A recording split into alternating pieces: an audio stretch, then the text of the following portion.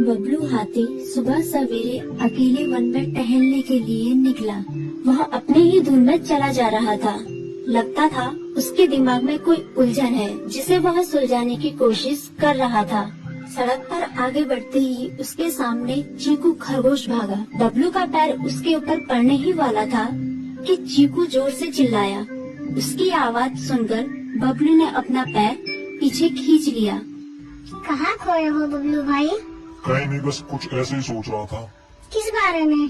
तुम जानकर क्या करोगे? शायद मैं तुम्हारी कुछ मदद कर सकूं। तुम तो जानते हो आजकल वन में कितनी चोरियां हो रही हैं, पर चोर का कोई अता पता ही नहीं है। इस बात को लेकर वन के सारे प्राणी चिंतित थे।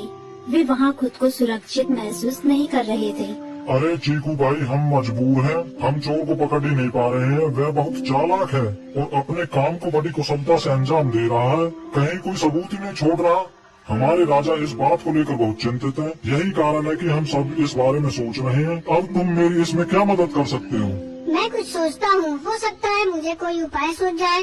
प्रयास करने में कोई हर्ज तो नहीं है।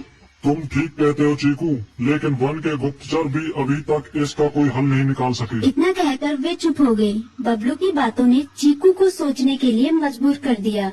चीकू को उदास देखकर बबलू बोला, तुम अपना मन छोटा मत करो। मुझे अच्छा लगा कि तुमने मेरी परेशानी को समझा। कभी मैं भी इस वन के लिए गुप्तचर का काम करता था। एक बार मेरी टांग टूट जाने से मेरे अंदर फुर्ती नहीं रही। तब से मैंने यह काम छोड़ दिया।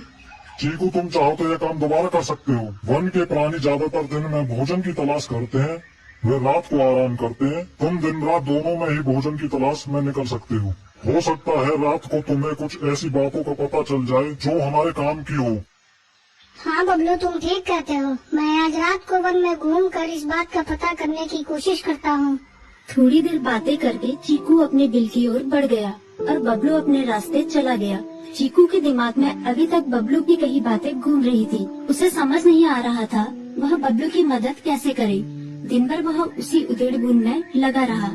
शाम होते ही चीकू कुछ सोचने लगा और वह चुपचाप बिल से बाहर निकल आया। चीकू की पत्नी ने देखा तो बोली, इस समय कहाँ जा रहे हो? बाहर खतरा है। खतरा तो सुबह भी रहता है, लेकिन खतरों से डरकर हम भूखे तो नहीं मर सकते। मैं बाहर घूम कर आता हूँ। इतना कहकर चीकू रात को बिल से बाहर निकल आया। कुछ दूर जाकर उसकी नजर बंकू उल्लू पर पड़ी जो कुछ ही दूरी पर था।